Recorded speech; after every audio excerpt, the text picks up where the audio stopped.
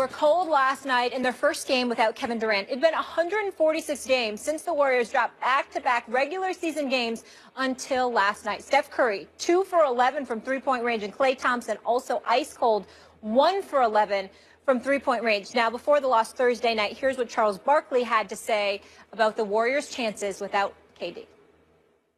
Without Kevin Durant, they got zero chance of winning the championship. Actually, with the addition the Cavaliers have made, they probably are the leader in the clubhouse. But without Kevin Durant, they got no chance of winning the championship. Zero? Zero. But let me tell you why. Say zero. Because they're not going to beat the Cavaliers without Kevin Durant. They're not going to beat. Hey, Humphrey, I wasn't even finished. If they don't have Kevin Durant, I don't even think they get out of the West. Barkley's putting a fork in them. He says zero chance. Max Kellerman, how concerned should Golden State be after last night? Well, if they don't have Durant, Charles Barkley's absolutely right. I've been saying it. Many people have been saying it. They have zero chance to win the finals without KD, of course. And they may not get out of the West without KD. All those things are true. Let's talk about the concern right now, putting KD aside for a second, assuming, let's say, he'll be back for the playoffs, but not the regular season. I'm not too concerned about the Warriors. What I saw last night and the day before, and even a little bit right before the KD injury, it's been a rare concurrent shooting slump from Klay Thompson and Steph Curry. We really haven't seen that in the last couple of years, where both of them go cold over a several-game stretch. But if you look at last night against the hot Chicago team, Warriors on the road, they played really good team defense. And even Jimmy Butler on national TV after the game, his analysis was they missed shots. So they're still creating matchup nightmares everywhere. They're still playing very well. They're coached up well. I know Kerr complained after the game. It's not just missing shots. It's all these other things. Nobody's perfect. But I saw a crisp, really good basketball team simply miss shots. Then the question is why? Are they just going cold? Well, probably, but KD takes a lot of shots away from Steph and Klay. Steph averages 17 shots and change a game when KD is in the lineup, and Klay Thompson a little bit over 17 shots a game, both in that range. And all of a sudden, since KD went down, Steph is shooting 23 and change a game, and Klay is shooting over 20 times a game. So usually when that happens, it's not that they're streaky shooters, they're consistent shooters. Usually when that happens, the more touches you get, the better shooter you become. So if anything, not only do I expect them to emerge from this shooting slump and start to wreck teams again, I expect their shooting to, if anything, get better the more touches they see. Of course, with no KD, they're not as good as they were. They would not beat the Cavs. They might be trouble in the playoffs if they don't have them. But in terms of what we've seen last night and even against Washington, I'm not that concerned. Well, first of all, first things first. I appreciate the brilliance of Charles Barkley. Clearly, he watches First Take and he listens to his boy. Because he echoed basically what I said, and it just shows why he's such a brilliant commentator. He listens to his boy. The fact is the Cleveland Cavaliers are definitely the prohibitive favorites because of the acquisitions of Deron Williams with Andrew Bogut, and of course you got Derek Williams earlier than that. But to get directly with Golden State, I'm not concerned about their shooting at all because shooters shoot, and sometimes you don't miss it. Lord knows I would know the video from a few weeks ago show it. You wake up some days and there's just nothing there. It absolutely, positively happens. Yes, I'm comparing myself to Steph Curry. Obviously, I'm joking. The point that I'm trying to make to you is very, very simple. They will get out of their shooting slump. They will get out of their doldrums. They will find a way, Steve Kerr and his staff will find a way to have this offense relatively potent. But the reason why Charles Barkley, echoing my words, are so profound is because, yes, it's not just that Kevin Durant went down. It's also that Harrison Barnes and Andrew Bogut are gone. If Harrison Barnes and Andrew Bogut were on the squad, then nothing about your nucleus or your chemistry is disrupted. Even with Kevin Durant going down, you could just revert back to what we've been seeing from the Golden State Warriors over the past 2 years. But because Bogut is gone, because Harrison Barnes is gone, and Kevin Durant replaced them, and now he's out, now you're in a situation where if you're Klay and Steph and Draymond, it's foreign territory because you haven't had to play with your depth being compromised so glaringly. And as a result, now you really, really feel, as Max, you pointed out, like you have to do so much more. And that's where it becomes problematic because you have to do some more. Remember, they did a lot, but they didn't necessarily have to over the last 2 years. They flowed when they flowed, but they also had depth. Now this year, you didn't have it, but you sacrificed it for a big four, and along with Andre Iguodala. Now, without Kevin Durant and those other two aforementioned, you've got some trouble.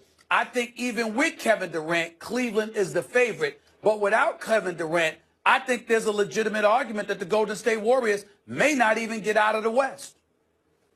Look, the analysis that when you add Durant to and take away Bogut and Harrison Barnes from a 73-win team, which there's no chance you're going to win 74 games, the next year. It's just so highly unlikely because you had to get a little lucky in addition to being so excellent. They weren't trying to win 74.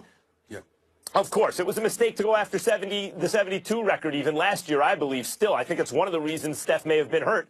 But that the argument, as you would say, Stephen A., for another day. Many people have had the analysis that, hey, do you add Durant to that and take away and mess with that chemistry? And I think health. And I think that that's a legitimate question. On the other hand, who among us who brings up that question wouldn't have made the move for Kevin Durant? In other words, it's one thing for everyone to say, and many people have, hey, I don't know if you want to mess with that, even to add Durant. Maybe you get worse in certain areas. It's not as good. You're disrupting chemistry. But who would actually have the courage of their convictions and pass on Durant? I offer nobody. Nobody makes, passes on that move. So that was going to happen. I also offer that even though those factors are in play, there's no way you can tell me that taking away Bogut and Barnes and adding Durant is a bad thing. Of course it makes you better, provided he's on the floor. And while I'm not, like you, Stephen A., I'm not concerned about their shooting. Clay and Steph are not streaky shooters. They're all-time great shooters, period. They're not volume shooters who need all those touches to stay hot, though it probably helps to get extra touches if you want to stay hot. So, all those things are true about the Golden State Warriors. And in Durant's case, of course, missing him makes you worse. The big takeaway from me is I have to admit, before the last couple games, over the last couple years, it was hard for me to imagine Golden State being so cold over, let's say, a best-of-7 stretch that they could actually lose a best-of-7 series because they got cold. All of a sudden, that question is entering my mind. Not worried about the shooting, even without Durant. But I have to admit, the specter of them getting cold long enough to lose a series they should win has now crept into my thoughts. I ain't worried about that. Shooters shoot, and they're going to make shots come postseason time. I'm not concerned about that. I'm concerned about their depth and whether or not they've got the muscle to deal with what's going to get thrown in their direction, particularly without the services of Kevin Durant. Kevin Durant's there. They're going to the finals, but they could still lose. Without Kevin Durant, I'm not sure they're going to even make it to the finals. Yeah, that's right. They can get bumped off by San Antonio, for example, if they don't have Durant. That's entirely possible. Houston, less likely, but also possible. It's possible. Houston's shooting so many threes there that Daryl Morey finally has, I don't know if it's the last laugh, but it's a laugh because it's a triumph of analytics. And but the Golden State Warriors, Stephen A., have a lot, as I said yesterday, of what the Spurs have going for them. But with better players when Durant's healthy. They're coached up exceptionally well, and they even showed it on the defensive end yesterday. All I know is this season that was supposed to be a foregone conclusion is getting a lot more exciting, gentlemen. We want to hear from you guys at home now. So the Warriors' lead in the West slips to only a few games over those surging Spurs. But will San Antonio catch the Warriors for the top seed? Go on Twitter now and vote. We'll share those results a little later in the show. Colin Kaepernick will not protest during the national anthem next season, but someone here is calling Cap a sellout. Don't miss that discussion coming up. If you lucky, first take, stop me. 4 takes, that's you. 3 takes, not me. 2 takes if you lucky. First take, got me.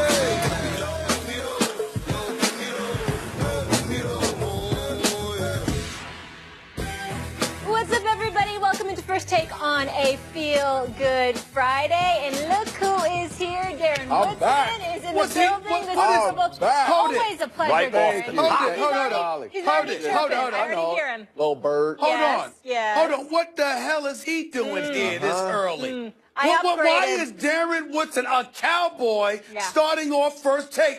Security? Where's security? Where's security? Hey, Max, I'm sitting in your seat too, Max. Oh, Lord. Appreciate you, Max. See that?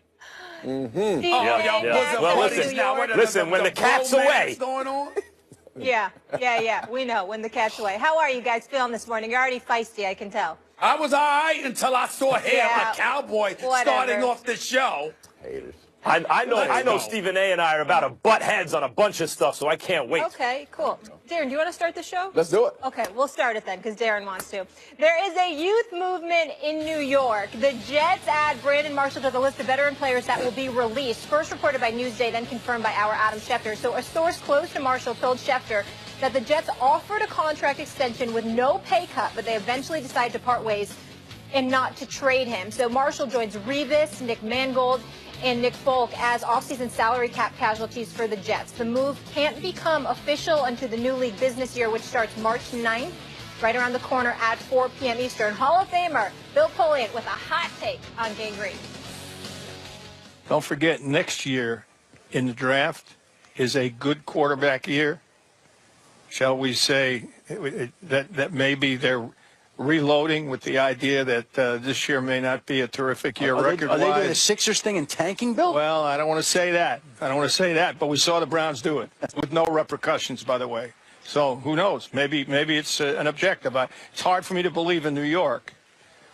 And the moves they've made thus far have been justified without question. And you believe the Browns tanked this year, then? There's no question about it. They said it. They didn't care about the won-loss record. They said it, and there were no repercussions. So the Jets are clearly getting younger and save $43.4 million against the cap. But Stephen A., are they making the right moves? Well, listen, I think they're making the right moves in terms of Brandon Marshall because, again, if you don't have a quarterback, you got a problem. Ryan Fitzpatrick obviously had a very, very good year the year before last. This year, in part due to how the Jets handled things, particularly in training camp and what a holdout they allowed them to be and how they left so many things dangling, really disrupted their rhythm, their flow, their momentum. And as a result, that, as far as I'm concerned, that relatively sabotaged their season. Ryan Fitzpatrick comes in late in training camp. Ultimately, he takes a while to get going. You look at Eric Decker, he goes down. Matt Forte wasn't the running back that you wanted him to be. The offensive line wasn't what it used to be, particularly with the retirement of DeBrickashaw Ferguson. So you take all of those things into account. Remember, Nick Mangold is not going to be back now. But you got to take into account all of those things that were transpiring. So ultimately, it led to acrimony. Remember, your quarterback who was vying for the starting job got his jaw broken because he stupidly got in the face of a 250-pound linebacker he owed money to, if you can believe that. I'm talking about Geno Smith here, obviously. All of those things taken into consideration, they never really had a chance to have a successful season. And so when you look at it from that perspective, and then Darrelle Revis didn't want to be there any longer and played like it. As a result, they've let him go. Now they've let Brandon Marshall go. No doubt they'll probably let David Harris go. They'll probably try to trade Sheldon Richardson as well. You take all of those things into consideration. They clearly seem to be conceding next season. I can't believe I'm saying that in New York. I certainly don't support it, but I do like Bowles. I do like Maccagnan. I know that they have some kind of a vision, and I know that they feel somewhat betrayed by the personnel they had in that locker room last year. So to return with all of those bodies intact, I'm not sure I would trust them any more than Maccagnan or Bowles or Woody Johnson appears to be trusting them right now. And as a result, with Brandon Marshall, 32 years of age, coming off his worst season, only 59 receptions, targeted 128 times, and still putting up those paltry numbers, that wasn't about his talent because we all know he could play. It was about what he was playing with. He's never been in a playoffs before. He's 32 years of age. He's not going to be an asset to that locker room because he doesn't want to be a part of a rebuilding project. So I think it was the right decision to let him go. Of course it was the right decision to let him go. And I do support it. Unlike you, Stephen A., the Jets, I don't care, the New York, wherever they're from, as Bill Polian said, Cleveland